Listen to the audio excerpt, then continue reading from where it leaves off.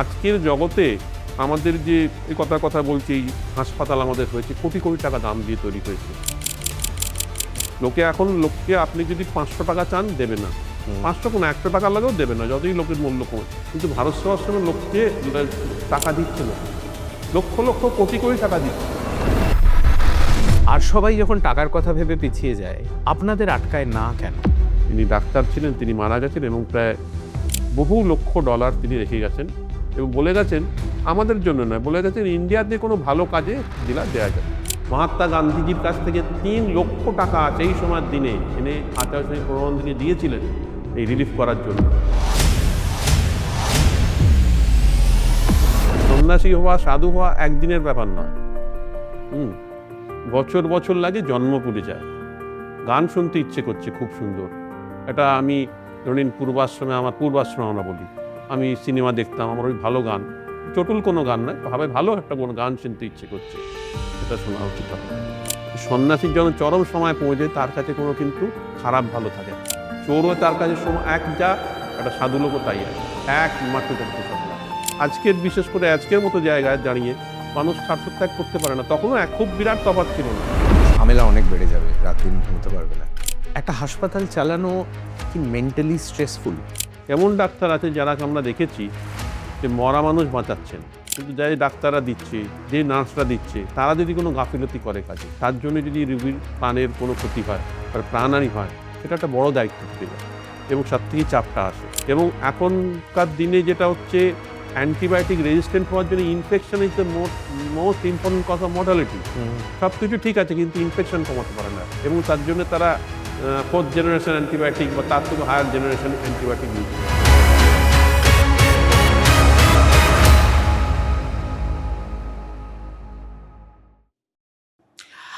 আমরা একটা অদ্ভুত সময়ের মধ্যে দিয়ে যাচ্ছি। এটা এমন একটা সময় যেখানে স্পিরিচুয়ালিটি, যেটা অন্তরের জিনিস হওয়ার কথা, সেটা না হয়ে যেটা হচ্ছে, সেটা দিনে দিনে আরো লাউড একটা পারফরমেন্সের মতো ব্যাপার হয়ে যাচ্ছে। অন্তরের ভক্তির থেকে বাইরের দেখনদারিটা যেন আমাদের আজকের সমাজে আরো বেশি ইম্পর্ট্যান্ট। কিন্তু এই সমাজের মধ্যেই এখনো কিছু মানুষ আছেন, কিছু সংগঠন আছে যারা কাজ করে চলেছে। তাদের ইংরেজিতে যাকে বলে শো অফ করার কোনো ইচ্ছে নেই, তাদের প্রাসঙ্গিক থাকার তাড়না নেই, তারা চুপচাপ নিজেদের কাজ করে চলেছে। দে আর রেসপন্ডিং wherever suffering exists. আজ তেমনই একজন মানুষ এবং তেমনই একটি সংগঠনের ব্যাপারে আমরা কথা বলবো। আপনি শুনছেন এবং দেখছেন বেঙ্গল রিহ্যাবিলিটেশন গ্রুপ এর অফিসিয়াল পডকাস্ট শোনা কথা। আর আজ ভারত সেবাশ্রম সংঘের তরফ থেকে আমার সঙ্গে রয়েছেন ব্রহ্মাত্মানন্দজি মহারাজ। নমস্কার, অনেক অনেক ধন্যবাদ আমাদের এতটা সময় দেওয়ার জন্য। অন্য কোনো বিষয়ে আলোচনা করার আগে একটা জিনিস আপনাকে জিজ্ঞেস করি। আপনার ব্যাপারে যখন আমায় প্রথম বলা হয়েছিল যে উনি আসবেন, আমাকে একজন বলেছিল, আচ্ছা উনি ডাক্তার কিন্তু কার্ডিওলজিস্ট।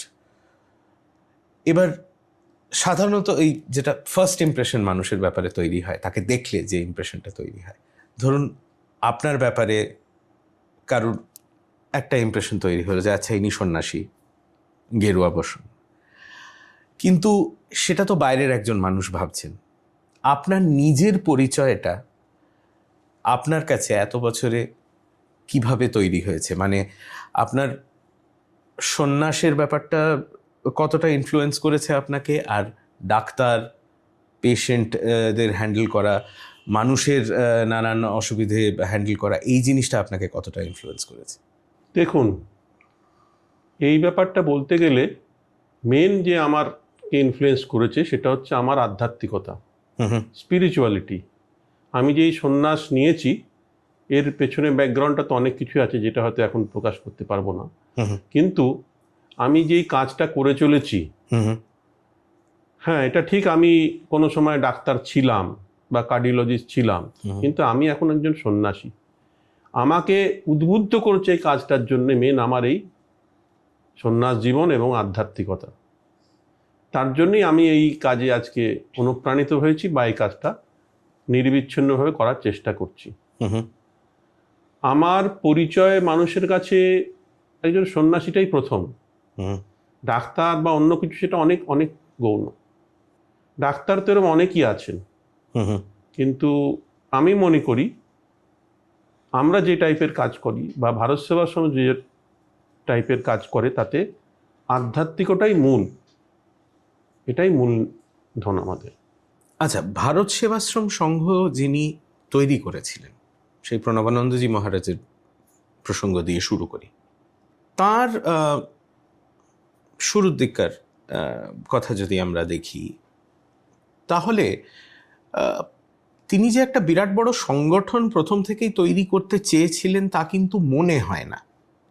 বরং মনে হয় যে কিছু ঘটনা এমন কিছু ঘটেছিল ওর সঙ্গে, এমন কিছু উনি দেখেছিলেন যার থেকে এই পরিকল্পনাটা হয়তো ওর মনে পড়ে আসে। ভারত সেবাশ্রম তৈরি কিভাবে হয়েছিল এবং তখন প্রণবানন্দজি মহারাজকে কোন জিনিসটা এতটা নাড়া দিয়েছিল যে উনি এই সংগঠন তৈরি করেছিলেন, এই ব্যাপারে যদি আপনি একটু বলেন। ভারত সেবাশ্রম সংঘের বরেণ্য প্রতিষ্ঠাতা যোগাচার্য শ্রীমৎ স্বামী প্রণবানন্দজি মহারাজ 1917 সালে মাঘী পূর্ণিমার দিন ভারত সেবাশ্রম সংঘের প্রতিষ্ঠা করেন। সেটা ওনার আবির্ভাব তিথিও এবং সেটা ওনার সিদ্ধির তিথি। তারই ঠিক 1 বছর আগে তিনি মহাসিদ্ধি লাভ করেন 1916 সালের মাঘী পূর্ণিমার দিন।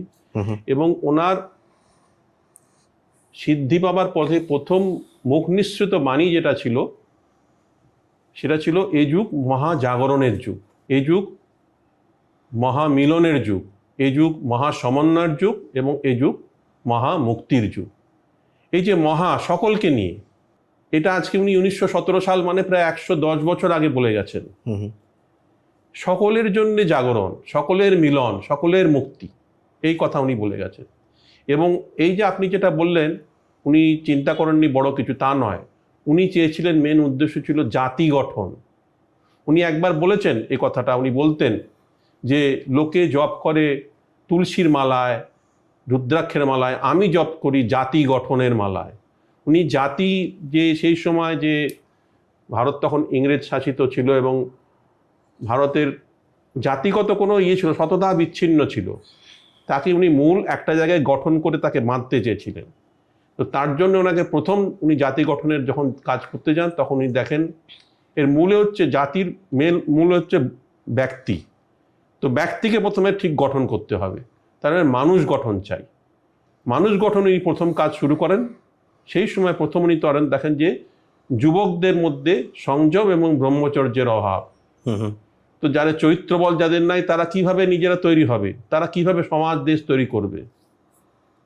এই সময় উনি বহু যেসব বিপ্লবী ছিল তার সংস্পর্শে আসেন, যেরকম পূর্ণদাস, তারপরে আসেন সন্তোষ দত্ত ইত্যাদি। ওই সময় মাদারীপুরের তারা ছিলেন ওখানে। এবং দেশবন্ধু চিত্তরঞ্জনের কাছে ওনার খবর যায়। তো উনি তখন উনি বলেছিলেন যে স্বামী প্রণবানন্দ যা করছেন সেটা আসল কাজ। আমরা তো স্বাধীনতার জন্য করছি, কটা ইংরেজকে মেরে স্বাধীন হলে খালি লাভ হবে না, আমাদের নিজেদের প্রথমে গঠন করার উনি চেষ্টা করছেন। সেই জন্য উনি নৈতিক আন্দোলন প্রথম তৈরি করেন, যুবকদের তৈরি করার জন্য সংযম এবং ব্রহ্মচর্য আন্দোলন তৈরি করেন। একদিকে উনি চেয়েছিলেন এই নৈতিক আন্দোলন করে চরিত্র গঠন করতে, আর দ্বিতীয় একটা দিক ছিল সেবা। তো এইটাকে বড় রূপ দেবার জন্য উনি সংগঠনের খুব প্রয়োজন অনুভব করেন এবং তার জন্য উনি ভারত সেবাশ্রম সংঘের প্রতিষ্ঠা করেন 1917 সালে, যেটা কিনা আজ একটি ছোট্ট বীজ থেকে আজকে এত বিরাট রূপ ধারণ করেছে। খুব ক্ষুদ্র একটা জায়গা থেকে বাজিতপুর একটা অজ্ঞাত পল্লীতে উনি একটা আশ্রম তৈরি করেছিলেন। এটা আজকে সারা ভারতবর্ষে না, সারা বিশ্বে সেটা ছড়িয়ে গেছে। তার মূল ছিল ওনার যে চিন্তাধারা ছিল যে জাতি গঠন। আমরা যদি চিন্তা করি ভগবান শ্রীকৃষ্ণের পরে জাতি গঠন নিয়ে মহাপুরুষরা যারা এসছেন তারা খুব একটা বেশি কিছু বলেননি। উনি চেয়েছিলেন যে পুরো জাতিকে একসাথে বাঁধতে, এক জায়গায় নিয়ে আসতে, এটাই ওনার মূল লক্ষ্য ছিল। এবং তার জন্য উনি দুটো পন্থা অবলম্বন করেছিলেন, যেটা আমি বললাম। একটা হচ্ছে মানুষের চরিত্র গঠন নৈতিক আন্দোলন করে, এবং তার সাথে সাথে সেবা। জাতি ধর্ম বর্ণ নির্বিশেষে আর্ত দুর্গত পীড়িত যারা, তাদের শারীরিক মানসিক আধ্যাত্মিক সার্বিক সেবা এবং এটাই ভারত সেবার সময় এখন অবধি একই নীতি, মানে সেবাই ভারত সংঘের কর্ম এবং সেবাই সংঘের ধর্ম, এটা নিয়েই ভারত সেবা সমিতি। সেই জন্য উনি গঠনমূলক কাজ প্রথম থেকে চেয়েছিলেন, একদম প্রথম দিন থেকে ওনার চিন্তায় ছিল এই পুরো জিনিসটাকে এক জায়গায় গঠন আনবেন, এবং তার জন্য একটা সংগঠন এই জন্য ছেড়ে যাক কেন ওনার পরে যেটাই কার্যটা চালিয়ে নিয়ে যাবে। উনি আজকে ওনার তিরোধান হয়েছে 1941 সালে জানুয়ারি মাসে, তারপরে প্রায় 90 বছর হতে চললো এই যে কাজ চলেছে ভারত সেবাশ্রম প্রতিষ্ঠা উনি করে গেছেন বলেই সেটা কন্টিনিউস হয়ে যাচ্ছে, সেটা আমার প্রথম থেকেই ছিল। আচ্ছা, অনেকের হয়তো একটা যাকে বলে ওভার সিম্পলিফাইড আন্ডারস্ট্যান্ডিং ধর্মের হতে পারে, যে কেউ যদি খুব বেশি স্পিরিচুয়াল হয় তাহলে সে আরও অন্তর্মুখী হয়ে যাবে, সে আরও ইন্ট্রোস্পেক্ট করবে। কিন্তু প্রণবানন্দজির ক্ষেত্রে আমরা যেটা দেখছি সেটা হচ্ছে তার উল্টো।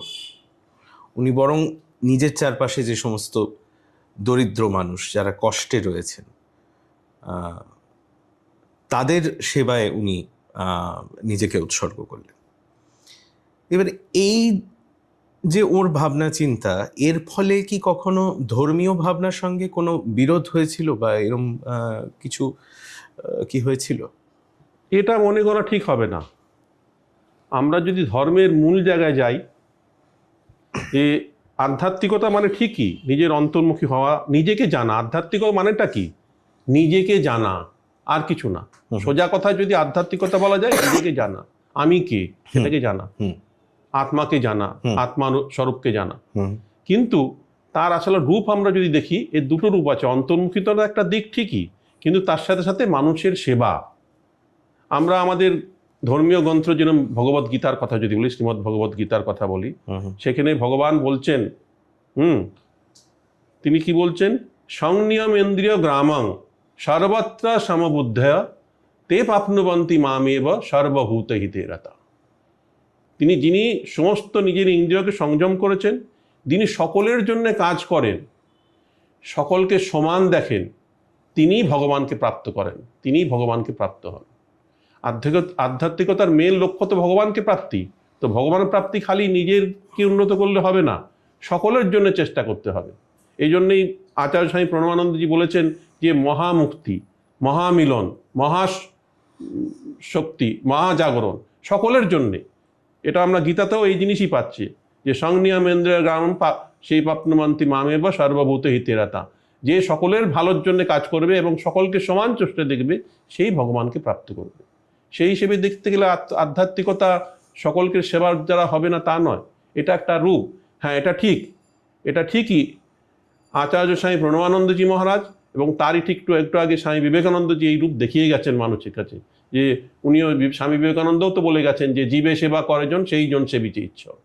তো সেবাটাই মেন, ভগবানের কাছে পৌঁছে গেলে সকলের সেবাটাই আসুন, এটাই আধ্যাত্মিকতা। ওর ব্যাপারে আরেকটা প্রশ্ন করি, যেটা এখন আমি ধরুন 20-22 বছর বয়স যাদের, তাদের মুখে এই কথাটা আমি খুব শুনি যে they are searching for their calling. তাদের জীবনে উদ্দেশ্য কি বা তারা কি করতে চায়, এই জিনিসটা তারা খুঁজছে। এবার প্রণবানন্দজি মহারাজের ক্ষেত্রে আপনার কি মনে হয় যে যদি যে পরিস্থিতিতে উনি ছিলেন, নিজের চারপাশে উনি যা দেখেছিলেন, পরিস্থিতিগুলো যদি অন্যরকম হতো তাহলে কি উনি অন্য কোনো পথ বেছে নিতেন? আচার্য স্বামী প্রণবানন্দজি এসেছিলেন বিশেষ কোনো উদ্দেশ্য নিয়ে। তিনি ভগবানের অবতার ছিলেন, শিবাবতার আমরা তাকে বলি। তো ভগবান যখনই আসেন, কখন আসেন? যখন, যেরকম আমরা বলছি, গীতা থেকেই বলছি, যদা যদা ধর্মস্য গ্লানির্ভবতি ভারত অভ্যুত্থানম অধর্মস্য তদাত্মানম। যখন ধর্মের গ্লানি হয়, তখন ভগবান নিজেকে সৃষ্ট করেন, অবতার রূপে, নানা রূপে আসেন, কখনো রাম রূপে, কখনো কৃষ্ণ রূপে, কখনো রামকৃষ্ণ রূপে, কখনো প্রণবানন্দ রূপে। তো তিনি যখন আসছেন তখন ধর্মের গ্লানি ছিল, ভারতবর্ষের সেই অবস্থাটা ছিল। হ্যাঁ, তখন যদি আমাদের রামরাজত্বের মতো অবস্থা থাকতো এবং তখন যদি আরও ভালো কিছু হতো, যখন মানে ভারতবর্ষের চারিদিকে হাহাকারময় জায়গা, ইংরেজরা শোষণ করছে, কেউ দেখে না, কোনো কিচ্ছু লোকের কোনো অসুবিধে কেউ দেখে না, তো এই অবস্থায় তিনি এসছেন।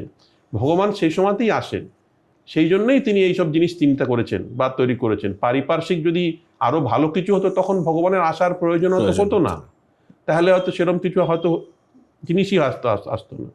ভগবান তো এই গ্লানিগুলোকে উদ্ধার করার জন্যই মানুষকে আসছেন।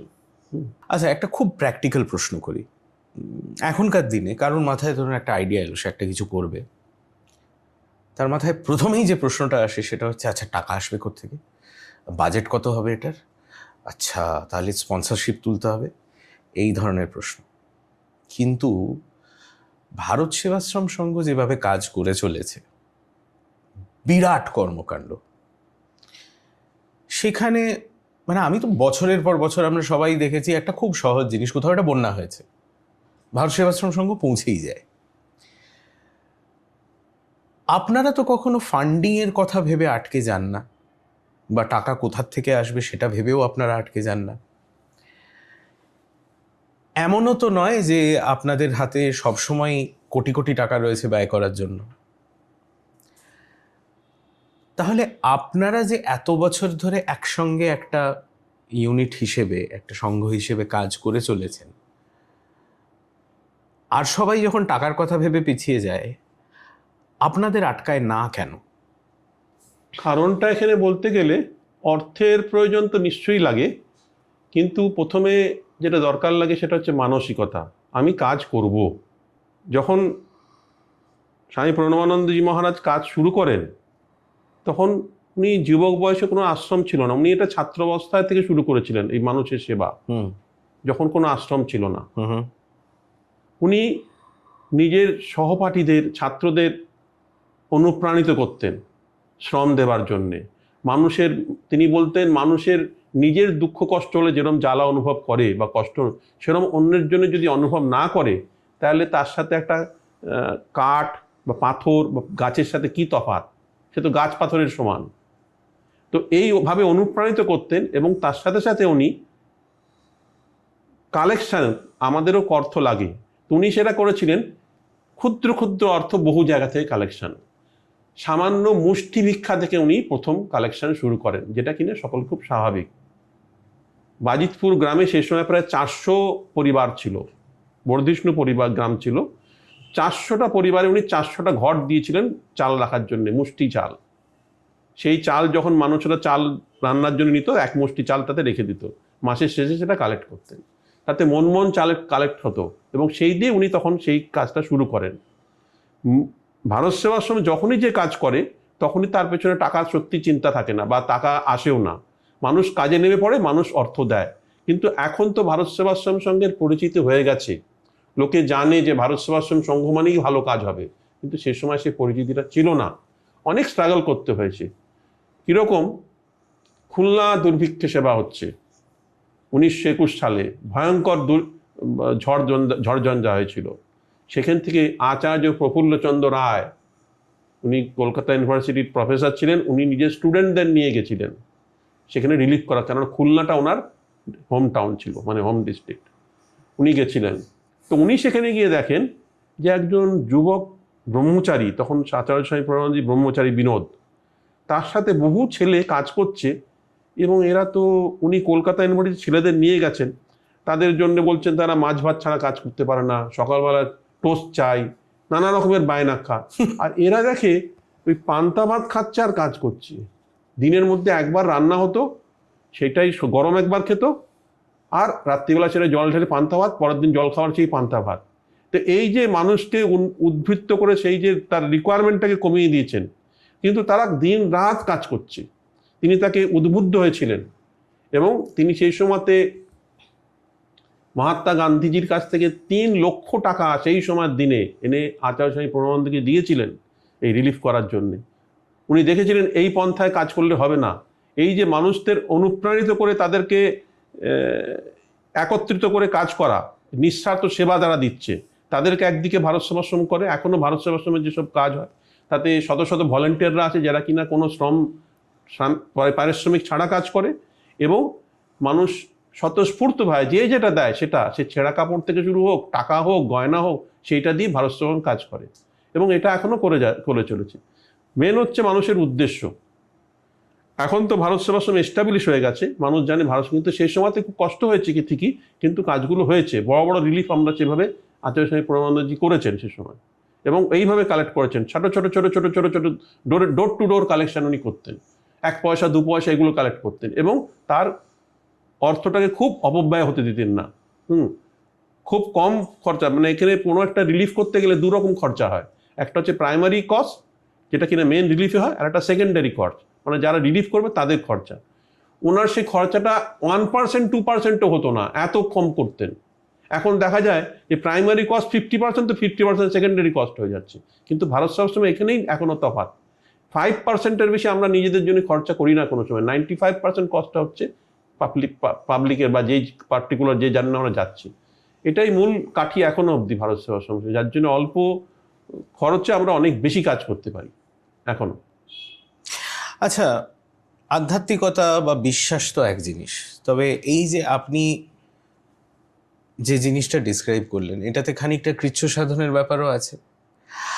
আপনার কি মনে হয় সেটা একটা সংগঠনকে ঐক্যবদ্ধ থাকতে সাহায্য করে, যে আমরা সবাই মিলে একসঙ্গে এই জিনিসগুলো ত্যাগ করছি, বা আমরা সবাই মিলে একসঙ্গে এটা করছি? নিশ্চয়ই, সেলফ স্যাক্রিফাইস তো একটা বড় জিনিস, স্বার্থ ত্যাগটা বড় জিনিস। এটা না হলে তো কিছুই এগোতে পারা যাবে না। আজকের দিনে মানুষ, আজকের বিশেষ করে আজকের মতো জায়গায় দাঁড়িয়ে মানুষ স্বার্থ ত্যাগ করতে পারে না। তখনও খুব বিরাট তফাৎ ছিল না, কিন্তু তাকে সেই প্রেরণা জাগানো, সেই রকম লোকের অভাব এখন। তাকে প্রেরণা জানিয়ে সেটা করা, এক জায়গায় নিয়ে আসা, আর এগুলো করতে পারে ম্যাক্সিমাম যুবকরা। কেন, যুবকদের দায়িত্বটা কম থাকে, তাদের সংসারে ততক্ষণ বাধা পড়ে না, তো তাদেরকে উদ্বুদ্ধ করে কাজে লাগানো। যে সময় স্বাধীনতা সংগ্রামে আমরা দেখি হাজার হাজার শহীদরা নিজেদের কাজ করে স্বার্থত্যাগ করেছেন, প্রাণ দিয়েছেন, ওই তো সেই স্বার্থত্যাগই মেন। তো স্বার্থত্যাগ তো বিরান, এবং তার জন্যে কৃচ্ছ সাধন অবশ্যই করতে হয়। আমাদের এখনো যে আশ্রমে আমরা যে আমাদের যা জীবন, আমাদের যে জীবন চর্চা বা জীবন, আমাদের খাওয়া দাওয়া ওঠা বসা, খুব খুব কৃচ্ছ সাধন আমাদের করতে হয়, আর it is a part of our austerity. আচ্ছা, ভারত সেবাশ্রম সংঘের সারা বিশ্বে ছড়িয়ে পড়ার কথা আপনি বলছিলেন। আমি কোথায় এটা পড়েছিলাম মনে নেই, একজন লিখেছিলেন, ইংরেজ সম্ভবত একজন, বহু বছর আগে, নতুন একজন ইংরেজ ইন্ডিয়াতে আসছেন, দেশটা কেমন বোঝাতে, তাকে বলেছিলেন যে do not think of India as a country, India is more like a continent. মানে ইউরোপ বলতে, ইউরোপকে যদি তুমি একটা দেশ বলো, ভারত হচ্ছে সেই রকম একটা দেশ। হ্যাঁ, এবার এখানে তো 1 ঘন্টা ট্রেন জার্নি করলে আপনি এমন একটা জায়গায় পৌঁছে যাবেন যেখানে লোকের মুখের ভাষা আপনি বোঝেন না, যাদের খাওয়া দাওয়ার সঙ্গে আপনার জাতির খাওয়া দাওয়ার কোনো মিল নেই। এই রকম একটা দেশে যখন ভারত সেবাশ্রম সংঘ আস্তে আস্তে ছড়িয়ে পড়ছে, যেখানে প্রত্যেকটি রাজ্যের ভাষা আলাদা, সংস্কৃতি আলাদা, সেখানে ভারত সেবাশ্রমের যে মূল মেসেজটা, সেটা এতগুলো আলাদা আলাদা কমিউনিটির মাঝখানে কতটা ইন্ট্যাক্ট থাকছে? এটা একটা চ্যালেঞ্জ নয় যে একজন যার সংস্কৃতিটা আমার সংস্কৃতির থেকে একেবারেই আলাদা, তাকে অ্যাপ্রোচ করা বা তাকে বোঝানো? দেখুন, এখানে দুটো ব্যাপার আছে। আপনি যেটা বলছেন সেটা প্রিচিংয়ের ব্যাপার। ভারত সেবাশ্রম প্রথমেই প্রিচিং নিয়ে কোথাও পৌঁছয় না। প্রথমে যখন পৌঁছয়, মানুষের সেবার জন্য পৌঁছয়। সে তামিলনাড়ুই হোক, কি মহারাষ্ট্রই হোক, কি বাংলাই হোক, আর গুজরাটি হোক, ভারত সেবার প্রথম যায় সেখানে কাজ করতে, সেবা করতে। সেবার কোনো বৈচিত্র্য নাই, সেবার কোনো নেই। মানুষ যেখানে বিপন্ন, মানুষের কোনো ক্যাটেগরি নেই, সে একই রকম। তো ভারত সেবাশ্রম সংঘ সেখানে নিঃস্বার্থভাবে সেবা করে। প্রথমে সেবা করার দ্বারা মানুষ, তখন তারা বুঝতে পারে, বিভিন্ন কান্ট্রি, আপনি বিভিন্ন জায়গার কথা বলছেন, বিভিন্ন কালচার লোক বুঝতে পারে যে এরা আমাদের ভালোর জন্য এসছে, এরা আমাদের ভালো করবে, এরা আমাদের খারাপ করবে না। এই বিশ্বাসটা তাদের মধ্যে প্রথমে তৈরি হয়ে যায়। তখন তার মধ্যে তারপরে ভারত সেবাশ্রম নিজের ধারা দিতে খুব একটা বেশি অসুবিধে হয় না। কিন্তু আমরা প্রথমেই যখন যাই কোনো জায়গায়, খালি প্রিচিংয়ের জন্য যাই না, প্রথমেই যাই যে কোনো জায়গাতে কাজ আমাদের শুরু হয় সেবার মাধ্যমে। কোনো একটা বড় বন্যা হলো, কোনো একটা মহামারী হলো, সেখানে গিয়ে আমরা প্রথমে কাজ করি। এই যে আমরা কদিন আগেই বড় একটা সুপার সাইক্লোন হলো উড়িষ্যায়, যদিও আমাদের উড়িষ্যায় বহু আগের থেকে কাজ, আমাদের সে 1926 সাল থেকে কাজ, সেই সময় থেকেও এখন যে হলো, তো সেখানে আমরা গিয়ে যখন গিয়ে পৌঁছচ্ছি যে সেই কটকে অন্ধকার শহর, কেউ পৌঁছতে পারেনি, সকলে খালি চাই চাই চাই করছে, সেখানে আমরা গিয়ে রিলিফ নিয়ে পৌঁছচ্ছি, লোকে আমাদের দেখে আশ্চর্য, এরা রিলিফ দিতে আসছে কেমন করে। আমরা যখন ডিএমকে গিয়ে ডিএমের কাছে দরবারে গিয়ে বলছি আমাদের একটা থাকার জায়গা দিন, আর আমাদের কোথায় কি বলতে হবে সেটা রোড ম্যাপটা দিন, তো তিনি আশ্চর্য, বলছে সকলে তো চাইতে আসছে এখানে, এই প্রবলেম আপনারা কাজ করতে আসছেন। তো এই জায়গায় যখন মানুষের কাছে গিয়ে পৌঁছচ্ছি, আমাদের লোকের অ্যাকসেপ্টেন্সটা অনেক অনেক বেড়ে যায়। আমরা এই লাতুরে রিলিফ হয়েছিল, ভূমিকম্প রিলিফ, আমি সেখানে নিজেরই ছিলাম। তো সেখানে ওমরগাঁও বলে একটা জায়গা ছিল, সেখানে আমাদের অ্যালট করে দিয়েছিল। সেখানে প্রায় 180টা ফ্যামিলি, প্রায় 800 লোকের বাস। 800 লোকের মধ্যে 50টা লোকও বাঁচেনি, সব মারা গেছে। তো আমরা সেখানে কাজ করেছিলাম প্রায় 1.5 মাস। তো আমরা রিলিফ দিয়েছিলাম খুব পরিমাণে, যে খুব বিরাট তা নয়, মোটামুটি দিয়েছিলাম। 1.5 মাস ধরে আমাদের মেডিকেল হয়েছিল, বিভিন্ন বহু রিলিফ এসেছিল, মেটেরিয়াল আমেরিকা থেকে পর্যন্ত এসেছিল। আপনাকে বলবো কি, যে সব কম্বল ব্ল্যাঙ্কেট আসছে না, আমাদের দেখে সাধারণ লোকেদের দেখে লোভ লাগবে। কস্টলি ব্ল্যাঙ্কেট, দামি দামি জিনিস, এবং আসছে, তারা মুহূর্তে আসছে, বিলি করে চলে যাচ্ছে, থাকছে না। আমরা কিন্তু ওরা 1.5 মাস ছিলাম। তোরা 1.5 মাস পরে যখন ওদের শেষ হচ্ছে রিলিফটা, আমাদের তোদের যে পঞ্চায়েত ছিল সে বলছে, দেখুন এই ভারত সেবাশ্রম সংঘের স্বামীজিরা যে 1.5 মাস আমাদের সাথে কাটালেন, আমরা বহু রিলিফ পেলাম। শুধু আমেরিকা থেকেও আমাদের ওখানকার প্রেসিডেন্ট রিলিফ পাঠালেন, বহু দামি দামি রিলিফ পেলাম। কিন্তু এই যে কষ্টের মধ্যে আমাদের সাথে পিঠে কাঁধে কাঁধ মিলিয়ে থাকলেন, এটা কেউ করলো না। এরাই আমাদের সত্যিকারের আপনার লোক। হ্যাঁ, তারা আমাদেরকে রিকোয়েস্ট করলো যে আপনার এখানে একটা ইউনিট তৈরি করুন, এখানে একটা করুন, আমরা আপনাদের সাহায্য করব। আমরা সেখানে করতে পারিনি যদিও, আমাদের এত তো এইভাবে একটা জায়গার বিশ্বাস তৈরি করেছি প্রত্যেকটা জায়গাতে, এবং সেখান থেকে সেই কাজটা, সেই জন্য মানুষের মধ্যে আমরা শীঘ্র পৌঁছতে পারি, বা তারা আমাদের বিশ্বাস করে, এবং আমাদের তখন আমাদের যে নীতি, আমাদের কথা তাদেরকে বলা যেতে পারে। এইটাই হচ্ছে মেন, তাতে আমাদের কোনো অসুবিধা হয় না কোথাও। আচ্ছা, আর একটা জিনিসও জিজ্ঞেস করি, অনেক সংগঠনের ক্ষেত্রেই এটা এখন একটা খুব একটা বাজওয়ার্ড, সেটা হচ্ছে যে ভিজিবিলিটি। আচ্ছা, আমরা অমুক এই অ্যাক্টিভিটিটা করছি, আচ্ছা কোন কোন খবরের কাগজ থেকে কাভারেজ হবে, আচ্ছা কোথায় কি বে হবে, আচ্ছা অমুক কি এটা নিয়ে কথা বলবে, এই জাতীয় ভাবনা চিন্তা কিন্তু কাজটা শুরু হওয়ার আগেই শুরু হয়ে যায়, যে পাবলিসিটিটা কীরকম হবে। আপনাদের কোনো দিন এটা নিয়ে ভাবতে হয়েছে যে আমরা যে কাজ করছি সেটার কথা যেন খবরের কাগজে লেখালেখি হয়, বা যাতে আমাদের আরো ছড়িয়ে পড়তে সুবিধা হয়? দেখুন, জিনিসটা আসছে, মানে এটা একটা অন্তরের প্রেরণা থেকে ভারত সেবাশ্রমের কাজটা আসে। মানুষ বিপন্ন হয়েছে, অসহায় হয়েছে, আমাকে লোড করতে হবে। একটা লোক কলেরা হয়েছে, আজ থেকে 100 বছর আগের কথা বলছি। কলেরা তখন মানে মৃত্যু ছিল। কলেরা যার হতো তাকে লোক রাখতো না, তাকে বাড়ির দাওয়ায় বার করে দিত, মারা যাবে, তার সাথে বাড়ির লোকে যাতে বেঁচে যায়।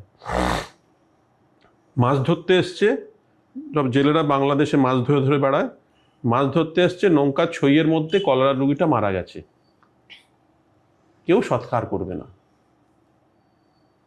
খেলেই তো, সে সৎকার করতে গেলে সে তো মরবে। এটা গুরু মহারাজ মানে আচার্য সাহেব প্রমানদের কাছে এসছে, তিনি তখন যুবক, তাকে লোক খবর দিয়েছে রাত্রিবেলা এসে ওই রকম একটা কলেরা রোগী সে নৌকায় পড়ে আছে, সৎকার করছে না। উনি সঙ্গে সঙ্গে 2-3 জনকে ডাকলেন, তার মধ্যে একজন সন্তোষ দত্তও ছিল।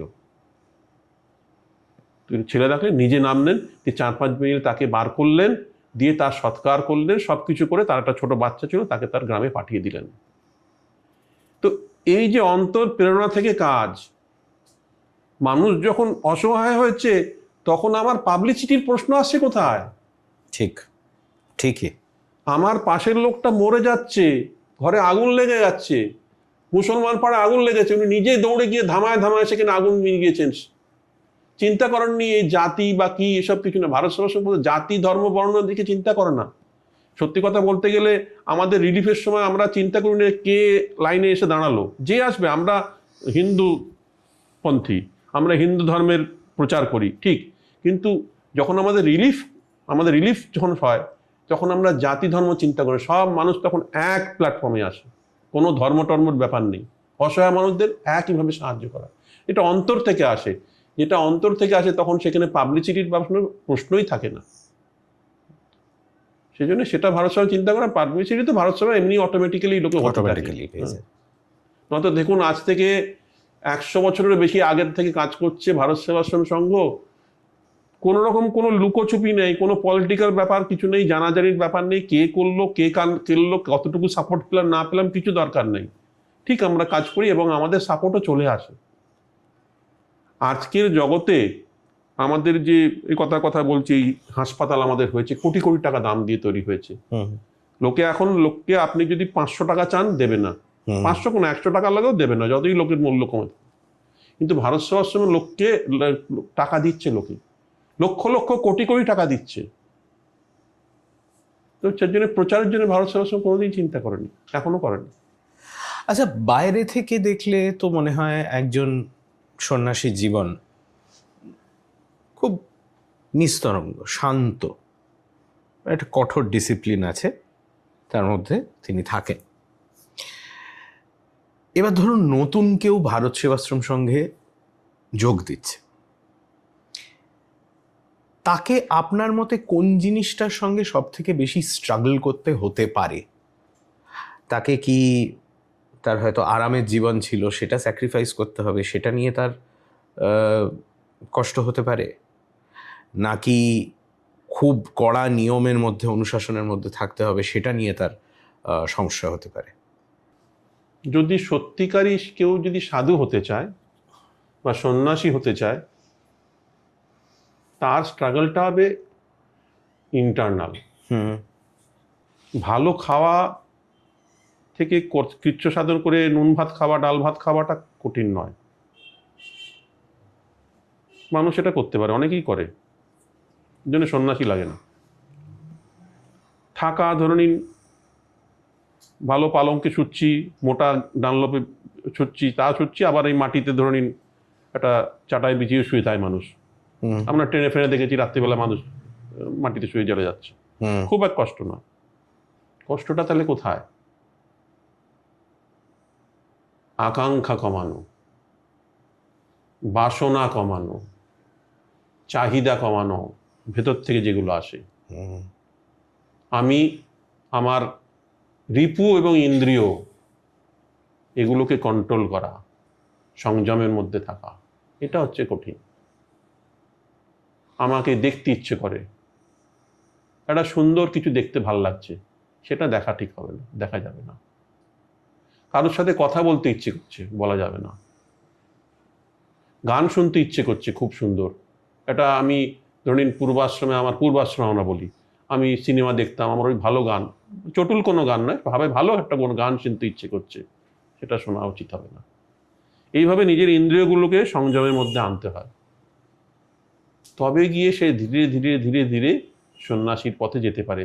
সন্ন্যাসী হওয়া, সাধু হওয়া একদিনের ব্যাপার নয়, বছর বছর লাগে, জন্ম পুড়ে যায়। আমরা দেখে যাই যে সাধু ড্রেস পরেছেন মানেই যে সাধু হয়ে গেলাম, তা নয়। এই যে এই সাধু ড্রেসটা কেন দিয়েছিলেন জানেন শঙ্করাচার্য? গৈরিক, এটা ছিল যে চট করে তাকে আলাদা করা, চেনা যাবে। দেখবেন একটা গৈরিককে না 1000 জন লোক দেখে একটা চিনে যাবেন, চেনা যায়। তাতে তার কি হবে? সে গিয়ে কোথাও ফট করে গিয়ে খেতে পাবে না, তার ইচ্ছে হচ্ছে একটা মাছ মাংস নয়, একটা রেস্টুরেন্টে গিয়ে লুচি পুরি খাই, মিষ্টি খাই, খেতে পারে না। দেখবেন সন্ন্যাসীরা কোথাও রেস্টুরেন্টে ঢুকে খায় না। এই রেস্ট্রিকশন হয়ে যাচ্ছে তার ড্রেস থেকে। এই জন্য ড্রেসটারও দরকার আছে, বা এবার তার ভিতরে অন্তর্মুখী এই চিন্তাটাকে চেঞ্জ করতে হয়। এটাই হচ্ছে মেন স্ট্রাগল, রিপু এবং ইন্দ্রিয়গুলোকে সংযম করা, বাসনাকে কমানো, আকাঙ্ক্ষা কমানো। আমি মিষ্টি খাবো না, ঠিক আছে, কিন্তু মিষ্টির জন্য আমার মনটা থাকছে মিষ্টি খাওয়ার, তাহলে মিষ্টি না খাওয়াটা আমার কাছে ভরম হলো। আমি চুরি করলাম, মিথ্যাচার হলাম, আমি মুখে মিষ্টি এমনি খাচ্ছি না, কিন্তু আমার মনে মনে মিষ্টি খাবার ইচ্ছে হচ্ছে, এটা সন্ন্যাস নয়। মানে মিষ্টি খাচ্ছি নাটা ইম্পর্টেন্ট নয়, মিষ্টি খেতে ইচ্ছে করবে ইচ্ছেটাই না, আমার ত্যাগ করতে হবে। আর তারপরেও যেটা হচ্ছে আমিত্ব ত্যাগ, সব ত্যাগ করা যায়। খাবার দাবার, শোয়া, বউ, বিছনা, বাড়ি, মা বাবা, নিজের আমিত্ব ত্যাগ করা যায় না। আমি এটা করলাম, আমি এত বড় সাধু, আমি এই সংযমটা করেছি, এটা হচ্ছে হলো লাস্টের ত্যাগ, আমিত্ব ত্যাগ। আমিত্বটা ত্যাগ করা খুব কঠিন, খুব খুব কঠিন, একদম শেষ ধাপে হয়। এই যে আজকে আমি এখানে এসে বলছি আপনাদের এইসব কথা, আমি বলছি তো, আমি ভাবছি আমি গিয়ে বললাম, এত সুন্দর একটা ইন্টারভিউ দিলাম আমি, তো আমি দিলাম তো, এইটা ত্যাগ করতে পারিনি এখন, এই ত্যাগটা। তো এইসব হচ্ছে, এইগুলোই হচ্ছে সাধনা। আপনার কথা শুনতে শুনতে আমার মনে পড়ে গেল, আমি বহু বছর ধরে মীরের সঙ্গে কাজ করেছি। মীরকে আপনি হয়তো দেখেছেন, শুনেছিলাম। আমার মনে আছে একবার ঈদের নামাজের পরে মীর নিজের অভিজ্ঞতা বলেছিল। মীর বলেছিল, আমি না দেখছি আমার চারপাশেই সবাই ভগবানের কাছে কিছু না কিছু চাইছে। কারোর হয়তো ছেলের পরীক্ষা আছে, কারোর বাড়িতে কারোর শরীর খারাপ আছে, কারোর চাকরির ইন্টারভিউ আছে, সবাই চাইছে যে কিছু একটা হোক। মীর বলেছিল যে আমার কেন জানি না মনে হয় আমরা যদি একটু কম চাই তাহলে বোধহয় আমরা সবাই অনেক ভালো থাকব। কিন্তু সেটাও তো একজন গৃহস্থের পক্ষে তো সেটা শক্ত, তাই না? দেখুন, গৃহস্থ থেকেই তো সব সন্ন্যাসী আসছে, সন্ন্যাসী তো আকাশ থেকে টপকে পড়ছে না। তাও বটে। এই যে ভগবত গীতা ভগবান শ্রীকৃষ্ণ বলেছেন, তিনিও তো গৃহস্থ ছিলেন, তারও তো স্ত্রী ছিল, পুত্র ছিল। হ্যাঁ, অত দূর যেতে হবে না। আপনি এতদিন এই এখনকার দিনে দেখুন, আপনারা শুনেছেন ইয়ের নাম আমাদের রামকৃষ্ণদেব, তিনিও একরকম গৃহস্থ ছিলেন, তারও তো স্ত্রী ছিল, একেবারেই ছিলেন। হ্যাঁ, একেবারেই তো ছিলেন। তিনি তো ভগবানের সমান তার উন্নত হয়েছিলেন। তো গৃহস্থটা আলাদা কিছু নয়, গৃহস্থ জিনিস। এই চাওয়াটা যেটা বলছেন না, চাওয়ার ব্যাপারটা শেষ নাই। আমরা সকলে সব কিছু চাই, কিন্তু যাটা আমাদের আসল চাওয়ার কথা তাকে চাই না, ভগবানকে চাই না। নিঃস্বার্থভাবে ভগবানকে যদি কেউ চায়, সব তার পাওয়া হয়ে যায়। তিনি তো সকলকার কল্যাণময় পিতা, আমার, আপনার, ওনার, সকলে। তার জন্য গৃহী সন্ন্যাসী আলাদা কিচ্ছু নাই, তিনি সকলকে দেখছেন। তার কাছে চাইতে হবে কেন? আমরা তাকে কোনো সময় চাই না। হ্যাঁ, তাকে বলতে পারি না যে ভগবান তুমি আমার, তোমাকে ভালোবাসি, তোমার প্রতি ভক্তি হোক, তোমার প্রতি জ্ঞান হোক, তা চাই না।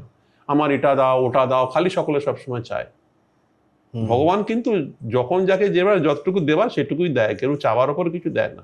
হ্যাঁ, কেউ যদি আর্তভাবে সেরকমভাবে চায়, ভগবান তার প্রতি দৃষ্টি দেয়। যেরকম মায়ের 5টা ছেলে যদি হয়, যেটা খোঁড়া, যেটা কালা, তার প্রতি মা যেরকম দৃষ্টি দেয়, সেরকম ভগবানও যারা মায়ের যেসব খোঁড়া কালা যেসব আছে, যারা খুব কষ্টে আছে, তাদের প্রতি ভগবানের দৃষ্টি থাকে।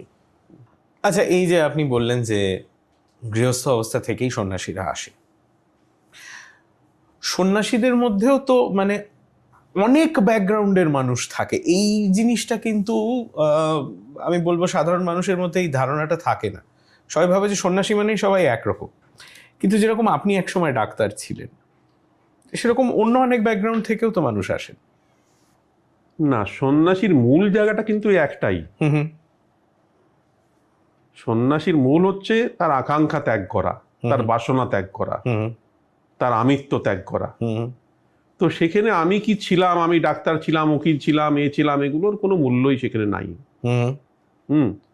মূল জায়গাটা কিন্তু একটাই, এই সব থেকে বেরিয়ে তার সেই জায়গাটা পৌঁছন, নিজেকে নিজে জানা এবং নিজের সমস্ত কিছু ত্যাগের মাধ্যমে সব কিছু ত্যাগ করে দিয়ে নিজের কর্তব্য কাজটাকে করা। সন্ন্যাসী মানে নয় সে পাহাড়ে গিয়ে তপস্যা খালি করবে। এটা ঠিকই যে হ্যাঁ, তপস্যার মাধ্যমে সন্ন্যাসীরা অনেক সমাজের কল্যাণ করেন। আগেকার দিনে অনেক মুনি ঋষিরা পাহাড়ে গিয়ে তপস্যা করতেন। কি জন্য করতেন? ওই সমাজের উন্নতির জন্য করতেন। পাহাড়ে অনাবৃষ্টি হলো, রাজা পাচ্ছে না, তখন সন্ন্যাসীর কাছে দৌড়তো, তার কৃপাতে বৃষ্টি হতো। তারা সকলের জন্যই চিন্তা করতেন। একটা স্তরে যখন মানুষ উঠে যায়, সে তখন নিজের জন্য আর চিন্তা করে না, সে তখন সমাজের সকলের জন্য চিন্তা করে। এবং ভগবদ্গীতাতে ভগবান সেটাই বলেছেন, সকলের জন্য ভাবে যে তাকেই ভগবান তার কথা ভাবেন। তো সন্ন্যাসীদের মধ্যে যে আলাদা আলাদা ভাব আমরা দেখতে পাই, নিশ্চয়ই তার ব্যাকগ্রাউন্ড বিভিন্ন সময় বিভিন্ন জায়গা থেকে আসতে, তো সেটা তো তার পুরোপুরি ত্যাগ করে আসতে হয়। তার সেই বাসনা, তার ইচ্ছা, তার আকাঙ্ক্ষা সমস্ত কিছু প্রথম পর্যায়েই ত্যাগ করতে হয়, নয়তো সে সন্ন্যাসী হওয়ার যোগ্যই হলো না। তারপরে যখন বিভিন্ন জায়গা থেকে উন্নত হতে থাকে তখন সে সর্বভূত হিতেরতা যেটা বলছে, সমস্ত লোকের চিন্তা ভালো করে চিন্তা করে, নিজের চিন্তা খালি করে না, নিজের চিন্তার জায়গায় নেই। সর্বভূত হিতেরতা মানে খালি মানুষ নয়, ছাগল, বেড়াল, মাছি, মশা থেকে শুরু করে সকলকার জন্য সে ভালো, সে খারাপ কারোর জন্যই চাইতে পারে না। কেন, ক্রিয়েশনটা হচ্ছে ভগবানের, সকলকেই ভগবান ক্রিয়েট করেছেন, আর তিনি যেটা করেছেন কোনোটাই খারাপ নন। তার কাছে কেউ সৎও নেই, কেউ অসৎও নেই, কেউ চোরও নেই, কেউ বদমাশও নেই, কেউ সাধুও নেই, তার কাছে সব সমান। সন্ন্যাসীর যখন চরম সময় পৌঁছে তার কাছে কোনো কিন্তু খারাপ ভালো থাকে না। চোরও তার কাছে এক যা, একটা সাধু লোকও তাই এক মাপকাঠিতে সকল আসে। কোনো ধর্ম অধর্ম তার কাছে কিছু থাকে না, সব এক জায়গায় পৌঁছে যায়। এই গত রবিবার আমি পৈলানে গেছিলাম, আপনাদের হাসপাতালের সামনে দিয়েই যাচ্ছিলাম, ভারত সেবাশ্রমের হাসপাতালের সামনে দিয়েই যাচ্ছিলাম। প্রথমবার যখন আমি বিল্ডিংটা দেখি, আমি নামটা খেয়াল করিনি, আমি সামনে মূর্তিটা দেখি এবং দেখেই আমার মনে হয় আচ্ছা এটা নিশ্চয়ই ভারত সেবাশ্রমের কিছু একটা হবে। এই হাসপাতাল তৈরির পরিকল্পনাটা কোথা থেকে এলো? আমি ভারত সেবাশ্রমের যখন আমার মানে ঢুকি যখন সাধু জীবনে, তখন থেকে বিভিন্ন রিলিফে যেতাম, যেহেতু আমি আমার পেছনে ব্যাকগ্রাউন্ডটা ছিল ডাক্তারের, স্বামীজিরা পাঠাতেন, চিকিৎসা করতাম, সাথে আমার আপত্তি ছিল না। কেন, যেতাম সেখানে মানুষের চিকিৎসা করতাম, চলে আসতাম, মানুষদের তার সাথে দ্বিতীয় দিন আর কোনো সম্পর্ক হতো না, তো গেলাম একটা রিলিফে কাজ করলাম, চলে আসতাম। তারপরে ওখানে একটা আমাদের পলিক্লিনিক ছোট ছিল, সেবানিকেতন বালিগঞ্জে, যেটা এখনো আছে, সেটা দেখতে শুরু করি। করতে করতে আমার মনে হলো যে আমরা তো চিকিৎসা পরিষেবা দিচ্ছি, কিন্তু এটা তো মানুষকে পূর্ণরূপ হচ্ছে না। মানুষের, অসহায় মানুষের পাশে দাঁড়ানো আমাদের উদ্দেশ্য। তো মানুষ যখন, কেউ তার নিয়ারেস্ট বা ডিয়ারেস্ট যখন অসুস্থ হয়ে পড়ে, সে সবচেয়ে বেশি অসহায় হয়ে পড়ে, পাজলড হয়ে যায়, দিগ্ভ্রান্ত হয়, তো তখন তার পাশে সাহায্য করা। তো আউটডোর বা ডায়াগনস্টিক দিয়ে তো তাকে পুরো কিছু করা যাবে না, যতক্ষণ না তাকে আমরা ইনডোরে সার্ভিস দিতে পারবো, তার পুরো চিকিৎসা করতে পারবো। তো এইখান থেকে মাথায় প্রথম চিন্তাটা আসে। তো হাসপাতাল, আজকালকার জন্য আধুনিক হাসপাতাল করা তো not a matter of joke, না একেবারেই নয়। তো স্বামীজিরাও প্রথমে জিনিসটা বুঝতে পারেননি। তা আমি এর জন্য মিশনেও গেছিলাম, ওখানে যে শিশুমঙ্গল হাসপাতাল আছে ওখানকার স্বামীজির সাথেও কথা বলি, তারাও আমাকে খুব এনকারেজ করা যায়, হ্যাঁ এটা হওয়া ভালো, কিন্তু ঝামেলাটা অনেক বেশি, দিন রাত ঘুমোতে পারবে না। কিন্তু তা সত্ত্বেও আমার একটা তখন জেদ চেপে যায় যে এটা আমরা করবো, নয়তো আমি কমপ্লিট ট্রিটমেন্টটাই তো দিতে পারছি না, যতটুকুই হোক ছোট্ট পরিসরে করব, কিন্তু একটা হাসপাতাল করা দরকার। এর থেকেই প্রথম সূত্রপাত হয়। তারপর আমরা জায়গা খুঁজতে শুরু করি, ধীরে ধীরে ধীরে জায়গা তো খুঁজলেও না, জায়গাটা কেনার ব্যাপার আছে, তারপরে হাসপাতালের জন্য প্রচুর অর্থ লাগবে, যেটা কিনা লক্ষ লক্ষ নয়, কোটি কোটি টাকা। হ্যাঁ, তো ওই যে বললাম প্রথমেই, আপনার যে ভালো যদি উদ্দেশ্য থাকে ঠিক চলে আসে। এই করতে করতেই শ্রী গুরু মহারাজের কৃপাতে একজন হঠাৎ ডোনার চলে এলেন। আমেরিকায় তার মামা থাকতেন, তিনি অকৃতদার ছিলেন, তিনি ডাক্তার ছিলেন, তিনি মারা গেছেন এবং প্রায় বহু লক্ষ ডলার তিনি রেখে গেছেন, এবং বলে গেছেন আমাদের জন্য নয়, বলে গেছেন ইন্ডিয়াতে কোনো ভালো কাজে দেয়া যাবে, এইরকম একটা বলে গেছেন। তা আমরা তাতে অ্যাপ্রোচ করে সেই টাকাটা পাই। সেই সময় সেই টাকাটা ছিল প্রায় 10 কোটি টাকার মতো। সেটা আমাদের কাছে বিরাট একটা টাকা ছিল, এবং ইনফ্যাক্ট ভারত সেবাশ্রম সংঘের কাছেও একটা বড় টাকা, অ্যাট এ টাইম এতগুলো টাকা। সেটার থেকে আমরা কাজটা ধীরে ধীরে শুরু করি, এবং ধীরে ধীরে এগোতে গিয়ে আজকে ধরুন এটা 500 বেড ধরে চিন্তা এই জন্যই করেছিলাম যে পরে একটা মেডিকেল কলেজ বা মেডিকেল ইনস্টিটিউশন তৈরি করা যেতে পারে, যাতে হাসপাতালের ডাক্তার বা নার্সের অভাব না হয়। একটা হাসপাতাল চালাতে গেলে আপনার প্রথমেই চিন্তা আসে ডাক্তার এবং নার্স, স্টাফ। তো ভালো ডাক্তার বা ভালো নার্স না হলে ভালো হাসপাতাল হতে পারে না। তো আমরা এখন অবধি সেটা নার্সটা করতে পেরেছি। নার্সটা আমাদের নার্সিং কলেজ আমাদের আছে, সেখানে ট্রেনিং হয়, জিএনএম কোর্স আছে ইন্ডিয়ান নার্সিং কাউন্সিলের আন্ডারে, কিন্তু এখনও ডাক্তারের এটা শুরু করতে পারা যায়নি। তো এই চিন্তা থেকে আমাদের প্রথম যে এই মানুষের সেবা, মানুষের কমপ্লিট মেডিকেল ট্রিটমেন্ট দিতে গেলে তার একটা হাসপাতাল লাগবে, এই থেকে ধীরে ধীরে আসে, এবং ধীরে ধীরে সেটা এখন ব্যাপ্তি হয়েছে। ধরুন শুরু হয়েছিল একটা আউটডোর দিয়ে, তারপর আমরা আই হসপিটাল দিয়ে চালাই প্রথমে, তারপরে সেটাকে 100 বেডের হসপিটাল দিয়ে চলে এখন সেটা 300 বেডে গিয়ে দাঁড়িয়েছে। আরও আমাদের কাজ আছে, আরও সেটা 200 বেড হলে তবে 500 বেড কমপ্লিট হবে। তবে এই যে ব্যাপারটা আপনি বলছিলেন, যেটা আপনি বললেন যে মিশনের মহারাজরাও আপনাকে বলেছেন যে ঝামেলা অনেক বেড়ে যাবে, রাত দিন ঘুমোতে পারবে না। একটা হাসপাতাল চালানো কি মেন্টালি স্ট্রেসফুল? মানসিক চাপ তৈরি হয় যা এত জিনিস ম্যানেজ করতে গিয়ে? দেখুন, হাসপাতাল চালানো মানে একটা বিরাট দায়িত্ব। স্কুলেও দায়িত্বটা থাকে, কিন্তু হাসপাতাল মানে মানুষের জীবন মানবের দায়িত্ব। আমার হাতে যে এসে ভর্তি হচ্ছে তার সম্পূর্ণ দায়িত্ব আমার, এবং সেই দায়িত্বটা আমি পালন করি।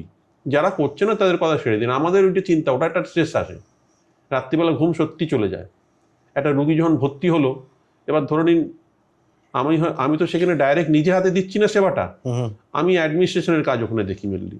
কিন্তু যাই ডাক্তাররা দিচ্ছে, যে নার্সরা দিচ্ছে, তারা যদি কোনো গাফিলতি করে কাজে, তার জন্য যদি রুগীর প্রাণের কোনো ক্ষতি হয় বা প্রাণহানি হয়, সেটা একটা বড় দায়িত্ব থেকে যায় এবং সাথ থেকেই চাপটা আসে।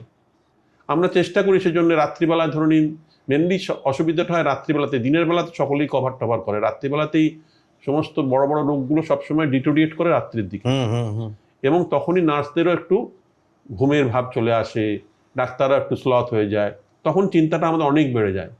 রাত্রিবেলা ফোন করে জানা, সেখানে আমরা সেই জন্য হাসপাতালের ক্যাম্পাসের মধ্যেই থাকি। অনেকে আমাকে বলে যে আপনি হাসপাতালের সেক্রেটারি, আপনি হাসপাতালেই থাকেন? বললাম হ্যাঁ, আমি হাসপাতালের ক্যাম্পাসে থাকি, কেননা দরকার পড়লে সঙ্গে সঙ্গে সেখানে যেতে পারবো, গিয়ে দেখতে পারবো। আমি গেলে ফিজিক্যালি পৌঁছলে হয়তো সেই জায়গাটার লোকের সজাগ আরও বেশি হবে। তো সেই জন্য চাপ তো থাকেই, আর চাপ আরও বেশি থাকে যদি আপনি কর্মীর অভাব থাকে, ভালো ডাক্তার এবং নার্স, এবং সেটা তো এখানে আছেই। সেটা আমাদের সবসময়তেই লড়তে হচ্ছে ভালো নার্স এবং ভালো ডাক্তারের জন্য। এবং সেটা একটা বড় কারণ যেটার জন্য আমরা এখন অবধি 500 বেডটাই যেতে পারিনি, 300 বেডের মধ্যেই সীমাবদ্ধ আছি। ভারত সেবাশ্রম সংঘের হাসপাতালে কি কি ধরনের চিকিৎসার পরিষেবা এই মুহূর্তে পাওয়া যায়? এই মুহূর্তে আপনার আউটডোর চিকিৎসা আছে, ইনডোর, তার মধ্যে ইনডোর মধ্যে সমস্ত রকম চিকিৎসা, ওটি বা সেটা ধরুন একটা অপারেশন একটা দিক আছে, সেখানে আমাদের বলে একটা সুপার স্পেশালিটি আমরা ওটি তৈরি করেছি, সুপার স্পেশালাইজ ওপি, মডুলার ওটি বলা হয় সেগুলোকে। সেই সব ওটিও তৈরি করা হয়েছে, কেননা আজকালকার দিনে কোনো চিকিৎসা, যেরকম আমাদের অপারেশনের যদি দিক দেখেন, সমস্ত রকম অপারেশন হয়, এক্সেপ্ট কার্ডিওথোরাসিক সার্জারি ছাড়া আমাদের এখানে সব রকম অপারেশন হয়। সে নিউরো সার্জারিও হয়, স্পাইনের সার্জারি হয়, রিপ্লেসমেন্ট সার্জারি হয়, অর্থোপেডিকের আর্থোস্কোপি সার্জারি হয়, জেনারেল সার্জারি হয়, আই, ইএনটি, ইউরোলজি, কিডনি, সব কিছু হয়। ট্রান্সপ্লান্ট সার্জারিগুলো খালি হয় না, আর কার্ডিওথোরাসিক সার্জারি হয়, এছাড়া বাকি সব সেরকম সার্জারি হয়। এবং সেগুলো খুবই in compare to other hospital যেসব কর্পোরেট, তার তুলনায় অনেক অনেক কম খরচায় হয় এবং একই স্ট্যান্ডার্ড বজায় রেখে, যার জন্য আমরা সুপার স্পেশালিটি মডুলার ওটি তৈরি করেছি। আমাদের এখন ওটি কমপ্লেক্সে প্রায় 12টা ওটি আছে, আউট অফ দ্যাট 3টে হচ্ছে সুপার স্পেশালিটি মডুলার, যেখানে ট্রান্সপ্লান্ট সার্জারিগুলো হওয়ার জন্য, মানে নি রিপ্লেসমেন্ট, হিপ রিপ্লেসমেন্ট বা কিডনি অপারেশন বা নিউরো সার্জারি অপারেশন, এগুলো সব ওখানে হয়।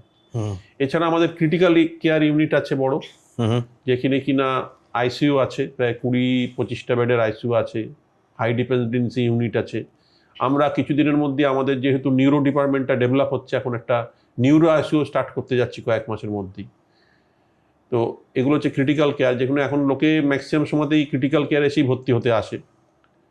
এছাড়া ধরে নিন এমনি বেড আছে, বেড ছাড়া ধরে নিন ডায়ালিসিসের ব্যবস্থা আছে। আমাদের এখানে বিভিন্ন রকম ডায়াগনস্টিক ফ্যাসিলিটি আছে, সিটি, এমআরআই, এন্ডোস্কোপি থেকে শুরু করে সব রকমের চিকিৎসা হয়, মানে ডায়াগনস্টিক ব্যবস্থা আছে। যেটা এখন আমাদের নেই সেটা হচ্ছে ক্যাথ ল্যাবটা এখন আমরা করতে পারিনি, কার্ডিয়াক অপারেশনও সেই জন্য এখনও হতে পারেনি, সেটা আমাদের কিছু ফান্ডের অসুবিধা আছে, যার জন্য আমরা এখনও ক্যাথ ল্যাবটা করতে পারিনি। এছাড়া আধুনিক চিকিৎসা যা যা হয় মোটামুটি সব কিছুই ব্যবস্থা আছে, এবং সিঙ্গেল রুপের মধ্যে আছে, একই রুপের মধ্যে, সে এমার্জেন্সি থেকে শুরু করে অ্যাডমিশন থেকে শুরু একদম ডিসচার্জ অবধি পেশেন্টকে আমরা করি। এছাড়াও নতুন একটা আমরা জিনিস অ্যাড করেছি, সেটা হচ্ছে নিউরোর ডিপার্টমেন্ট নিউরো এবং স্ট্রোক পেশেন্ট বেশি থাকার জন্য একটা রিহ্যাবিলিটেশন সেন্টার নতুন করেছি, নিউরো রিহ্যাবিলিটেশন, সেটা আমরা গত বছর থেকে চালু করেছি। এছাড়া আমাদের আরও কিছু কিছু আছে, যেন একটা পেডিয়াট্রিক ডিপার্টমেন্টটা আউটডোরটা খালি ছিল, ইনডোরটা নেই, সেটা আমাদের এই সামনের মাস থেকে পেডিয়াট্রিক ইনডোর এবং তার সাথে পিআইসিউ পেডিয়াট্রিক আইসিউ সেটাও চালু হতে চলেছে। আচ্ছা, পরিষেবার প্রসঙ্গ তো হলো, এবার যদি খরচের প্রসঙ্গে আসি, এবার এখানে মানে আমি যদি পুরো স্পেকট্রামটা দেখি, স্পেকট্রামের একদিকে হচ্ছে সরকারি হাসপাতাল যেখানে খরচ কম, কিন্তু সে মানে ভিড়ের চাপে প্রায় ভেঙে পড়ছে এরম অবস্থা। একেবারে উল্টো দিকে হচ্ছে প্রাইভেট হসপিটালস যেখানে খরচ অনেকটা বেশি এবং অনেকে ভয়ও পান যে বাবা প্রাইভেট হসপিটালে যাব, বিরাট বড় বিল হবে, মানে সে চিকিৎসা করে সুস্থ হয়ে বেরিয়ে তারপর বিলটা দেখে বোধহয় আবার অসুস্থ হয়ে পড়বে। এই গোটা স্পেকট্রামটার মধ্যে ভারত সেবাশ্রমের হাসপাতালটা খরচের দিক দিয়ে ঠিক কোন দিকে? এই যে যেটা বলছেন, খরচ তো লাগেই। আমরা যেটা প্রথমে চিন্তা করেছিলাম যে খুবই কম ব্যয়ের মধ্যে থেকে মানুষকে সেবা করা যাবে, কিন্তু সেটা হয়তো পুরোটা করা যায়নি। কিন্তু তাহলেও আমরা একটা এক্সাম্পল দিচ্ছি, সে ধরুন এমআরআই টেস্ট করতে বাইরে করতে গেলে প্রায় 9 থেকে 10,000 টাকা একটা এমআরআই করতে লাগে। সেটা আমাদের এখানে 4,000 টাকা কি 5,000 টাকার মধ্যে হয়, মানে 50% কস্টে হচ্ছে। 50% কস্ট। এটা হচ্ছে as per as diagnostic is concern. একটা আইসিইউতে ভর্তি করলেই আপনি বাইরে একটা যদি করেন বড় কোনো আইসিইউতে, মোটামুটি 8 থেকে 10,000 টাকা পার ডে চার্জ, আইসিইউ বেডের চার্জ। সেটা আমরা এখন বাড়িয়েছি, আমরা আগে ছিল 2,000, সেটা এখন বাড়িয়ে করেছি 3,000 টাকা, মানে 1/3। হ্যাঁ। খালি তাই নয়, আমরা সবসময় চিন্তা করি হিডেন কস্টগুলো কমানো। এই যে 8,000 9,000 টাকা আইসিইউ চার্জ, সেটা বড় কথা নয়। আপনি কাউকে ভর্তি করলেন, তার খরচাটা কি দাঁড়ালো প্রত্যেক দিন হয়তো 1,00,000 টাকা খরচা, 80,000 থেকে 1,00,000 টাকা খরচা পড়ছে আইসিইউতে। আপনি তো ভাবলেন যে আমি বেডটা ভাড়া বললাম যে 10,000 টাকা, তাহলে আরও হয়তো ওষুধ নিয়ে 10,000 কি 20,000 টাকা লাগবে, কিন্তু আপনার পড়ে যাচ্ছে না 80,000 90,000 কি 1,00,000 টাকা ডেলি। তো সেই খেলে আমরা সেগুলোকেই কমিয়েছি অনেক। আমাদের মোটামুটি একটা আইসিইউতে যদি থাকে নন ভেন্টিলেটেড পেশেন্ট, 1,010 টাকা খরচা করলে তার সারাদিনে সব হয়ে যায়। কেননা এখন মেন কস্টটা এসে যায় মেডিসিনের আনকন্ট্রোল প্রাইস বেড়ে যাওয়ার জন্যে। প্রাইসটা ওটা তো কিছু আমাদের কন্ট্রোলে নয়, ওটা তো হাতে নাই। এবং এখনকার দিনে যেটা হচ্ছে, অ্যান্টিবায়োটিক রেজিস্ট্যান্ট হওয়ার জন্য infection is the most important cause of mortality. সব কিছু ঠিক আছে, কিন্তু ইনফেকশন কমাতে পারে না ডাক্তাররা, এবং তার জন্য তারা 4th জেনারেশন অ্যান্টিবায়োটিক বা তার থেকে হায়ার জেনারেশন অ্যান্টিবায়োটিক ইউজ করে, কস্টিং অনেক বেড়ে যায়। তো মোটামুটি আমাদের যদি কেউ নন ভেন্টিলেটেড পেশেন্ট থাকে, 1,010 টাকা এক্সট্রা খরচা রাফলি লাগে। ভেন্টিলেটেড পেশেন্ট হলে ভেন্টিলেশনের চার্জ এবং আরো খরচা আরো বাড়ে। তো সেই তুলনায় বাইরের তুলনায় খরচাটা প্রায় 30% খরচায় হতে পারে এটা, ইন কম্পেয়ার টু বড় কর্পোরেটের যে হসপিটাল তার তুলনায়। খুব কম বলতে এটাই, এবং সেটা একটা মানুষের সাধ্যের মধ্যে থাকে। এবং এছাড়াও ধরুন আমাদের এখানে যারা একেবারে গরিব, রিক্সা চালায় কি বস্তিতে থাকে, সবজি বিক্রি করে, তাদের আমরা অনেক কনসেশন করে খরচাটা আরও কমিয়ে দিই। ধরুন আইসিইউতে তাদের ভর্তি করা দরকার, সেক্ষেত্রে হয়তো 3,000 টাকা সে দিতে পারছে না, সেখানে হয়তো আমাদেরকে 2,000 টাকা কি 1,500 টাকা নিয়ে নিই, একটু পার্সেন্ট টু পার্সেন্ট সেটাকেও আমরা রিডিউস করে দিই। কিচ্ছু দিতে পারছে না, কোনো টাকাই নেই, সেরকম পেশেন্টকেও ভর্তি করা হয়, দিয়ে সেটাকে মিনিমাইজ করা হয়। আর এছাড়া স্বাস্থ্যসাথীর ব্যবস্থাটাও কিছুটা সামান্য আছে, আর মেডিক্লেম তো আছেই, মেডিক্লেম ব্যবস্থাও আছে। আচ্ছা, ভারত সেবাশ্রম সংঘের হাসপাতালের খরচের কথা হলো, পরিষেবার কথা হলো, পরিকাঠামোর কথা হলো, তার সঙ্গে সঙ্গে বোধহয় এটাও বলা দরকার যে এই হাসপাতালে যে সমস্ত ডাক্তাররা রয়েছেন তারা কলকাতার একেবারে প্রথম সারির ডাক্তার। হ্যাঁ, এইখানের এটা ঠিকই দরকার যে হাসপাতালের আমরা যদি ইনফ্রাস্ট্রাকচার বলি, তার মধ্যে যেরকম ইকুইপমেন্ট ইনস্ট্রুমেন্ট আছে, তার সাথে সাথে যারা পরিষেবা দিচ্ছেন তার মধ্যে প্রথমে আছে চিকিৎসকরা, ডাক্তাররা। এরা কলকাতার বিশিষ্ট ডাক্তার এবং বিভিন্ন বড় বড় হসপিটালের সাথেই এরা অ্যাটাচ আছেন, তারা এখানে সময় দেন।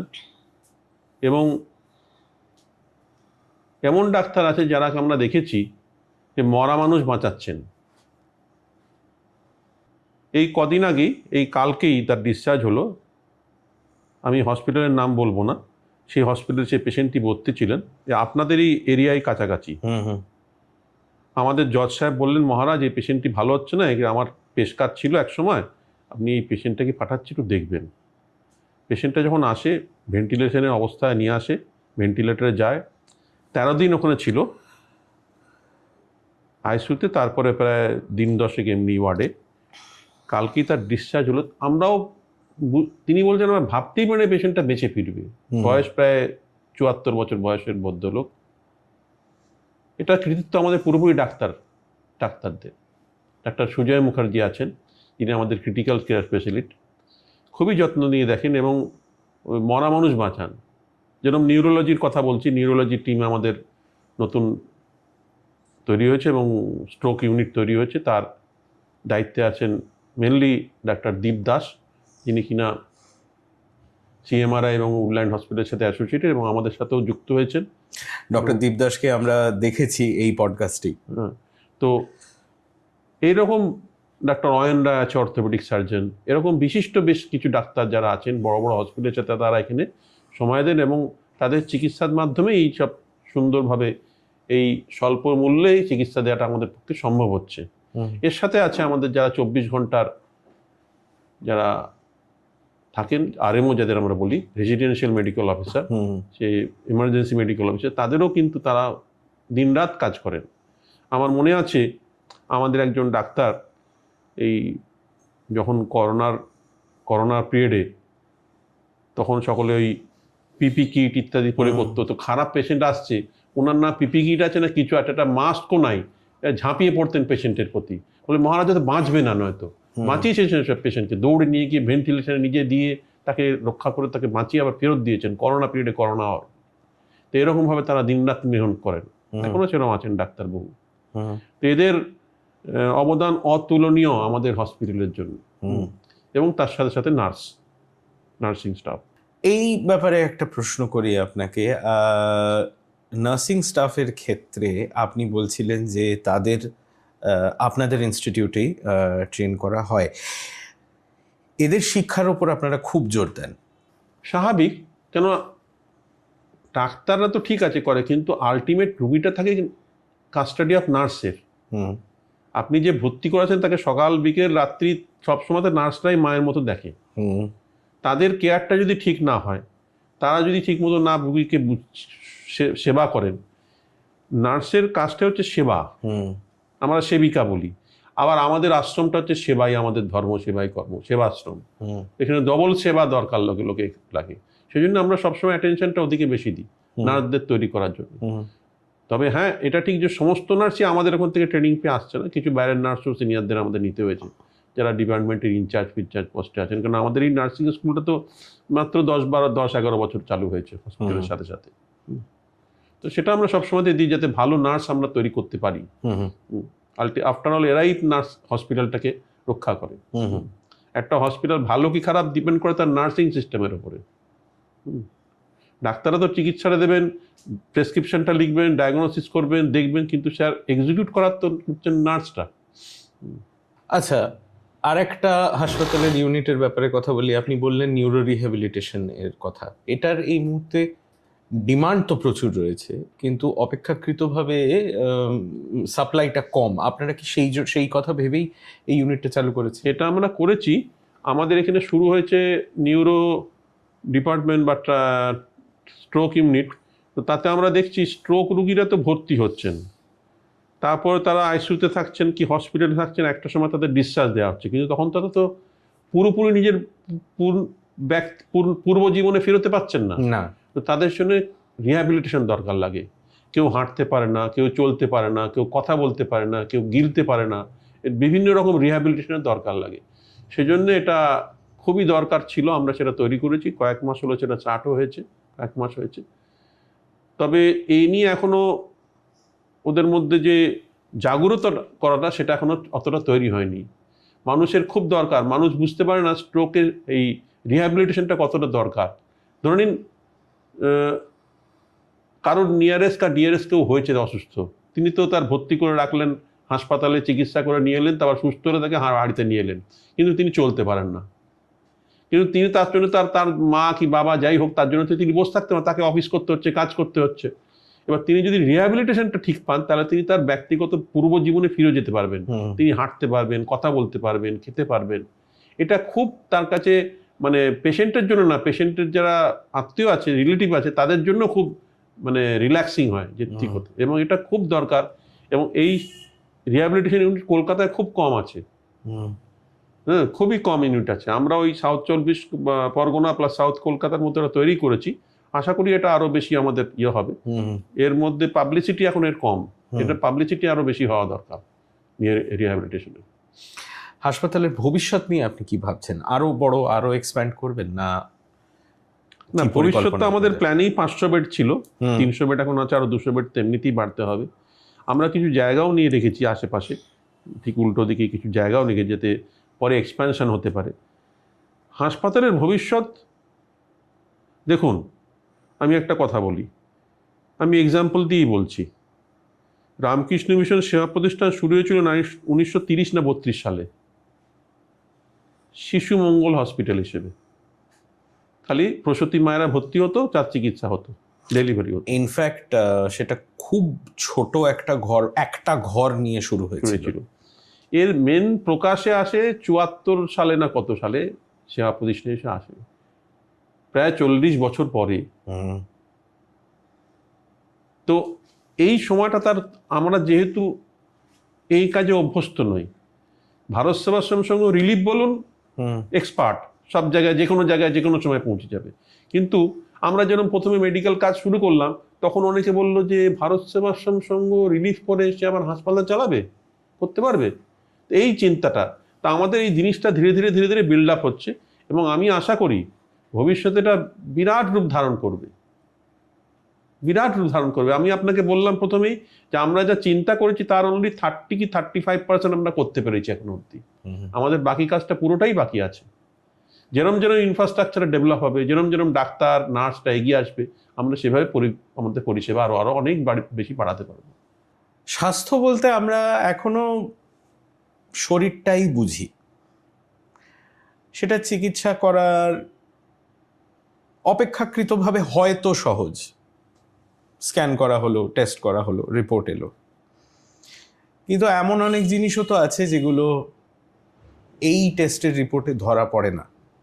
মানে একটা মানুষ হয়তো তার দৈনন্দিন জীবনে যা যা দায়িত্ব তার পালন করার সে করে যাচ্ছে, সে কাজ করছে, কথা বলছে, হয়তো হাসছেও, কিন্তু তার ভেতরে মানসিক সমস্যা রয়েছে, তার হয়তো অবসাদগ্রস্ত হয়ে যাচ্ছে। স্ট্রেস, এই জিনিসটা নিয়ে আমরা সবাই আজকাল কথা বলি, ভীষণ বেশি স্ট্রেস।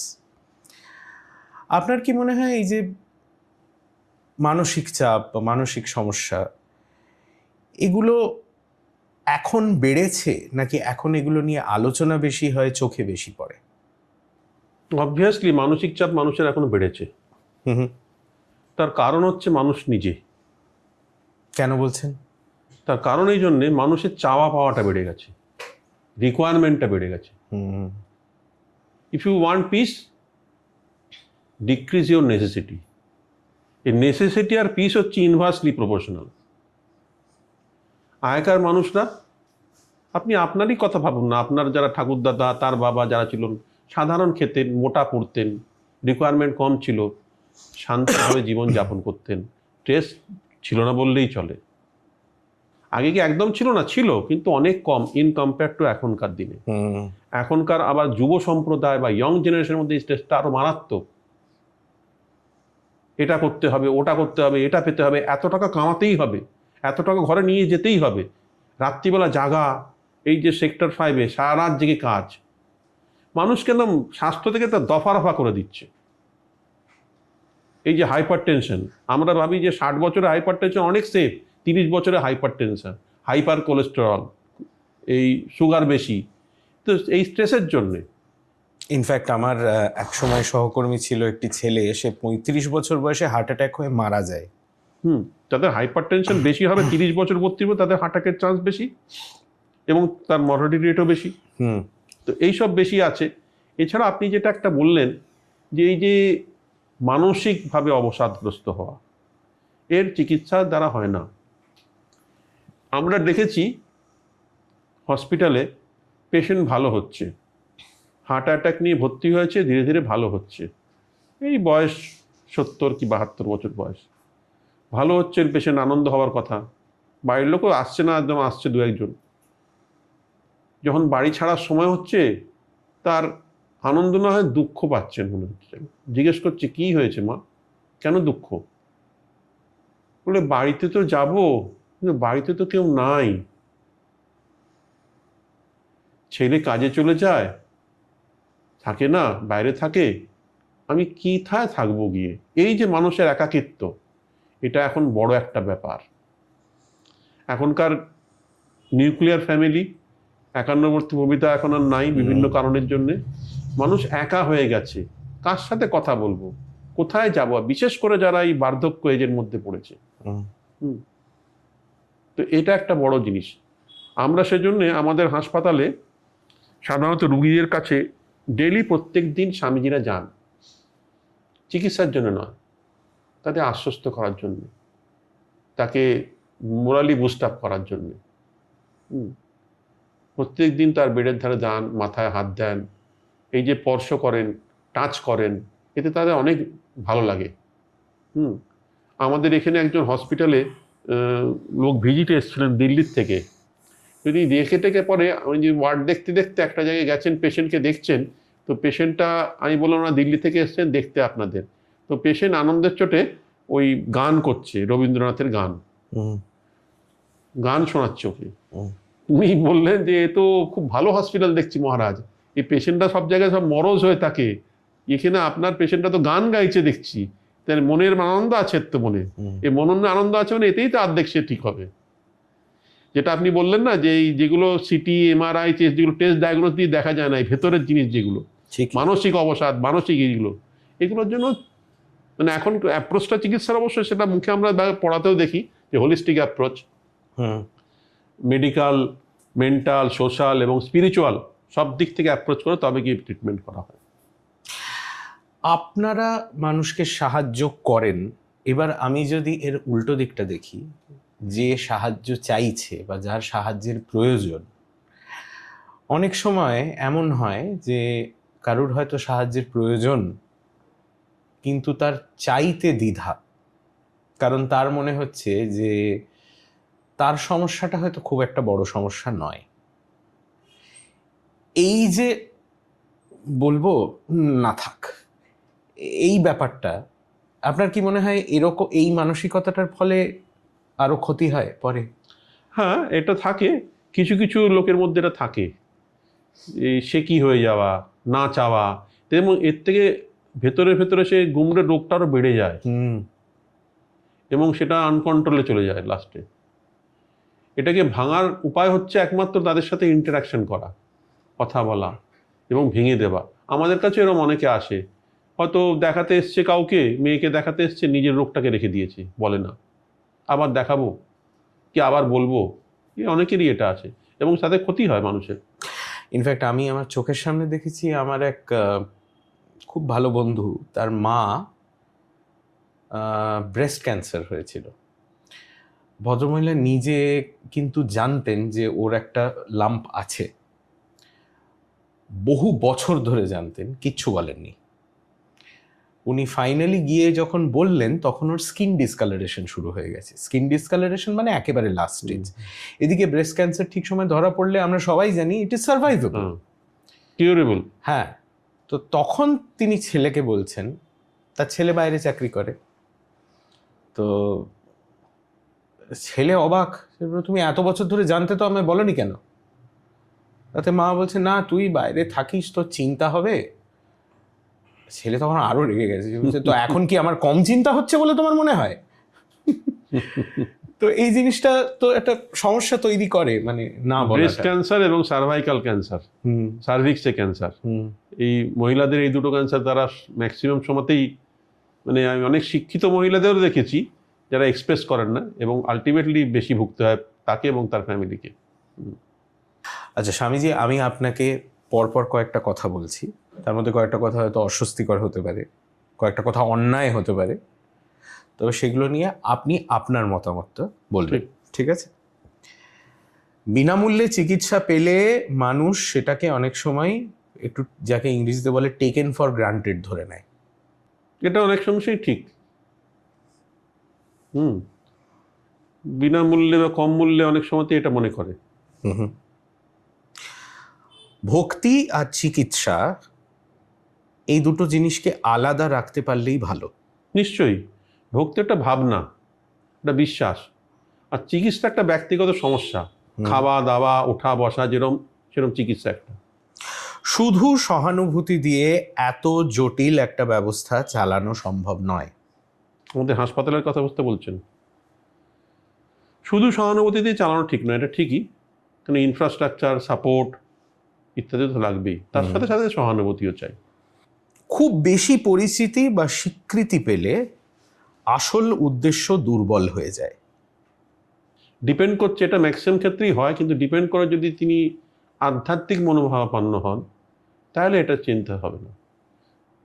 সন্ন্যাস জীবন মানে বাস্তব দায়িত্ব এড়িয়ে যাওয়া। এটা আমাদের ক্ষেত্রে মোটেই নয়। আমরা বাস্তবিক ক্ষেত্রেই থাকি এবং সব কিছু নিয়েই চলি। সন্ন্যাস মানে বাস্তব যদি এড়িয়ে যাওয়া খালি নয়।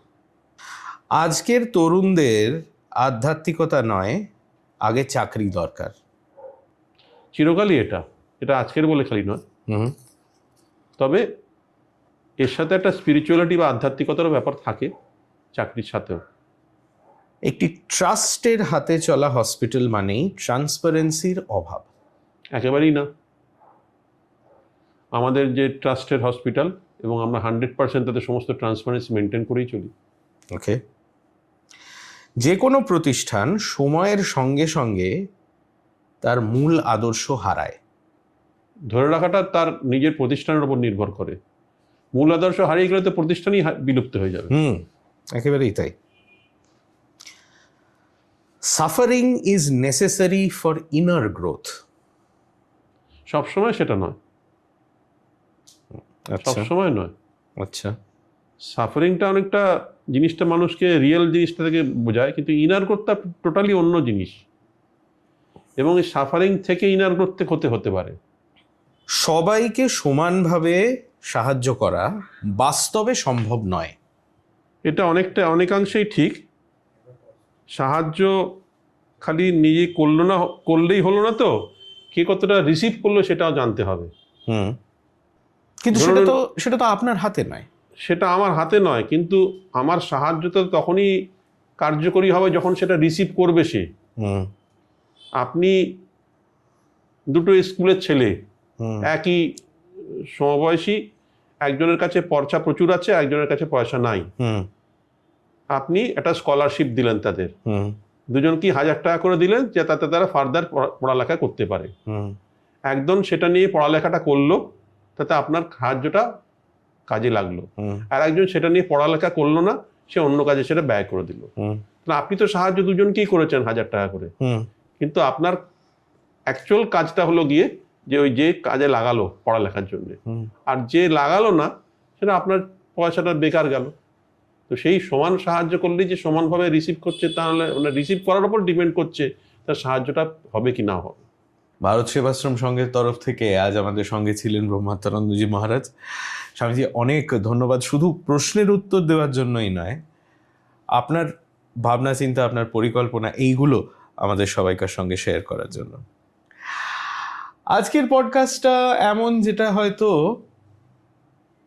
ছোট গল্পের মতো, যেটা শেষ হয়েও শেষ হয় না। অনেক বিষয়ে আলোচনা হলো, তবে আরো অনেক বিষয়ে আলোচনা হলো না। আপনার সঙ্গে দেখা হবে আর একবার বেঙ্গল রিহ্যাবিলিটেশন গ্রুপ এর অফিসিয়াল পডকাস্ট শোনা কথাতে। আমার সঙ্গে থাকবেন আরেকজন গেস্ট। আমি দীপ। নমস্কার।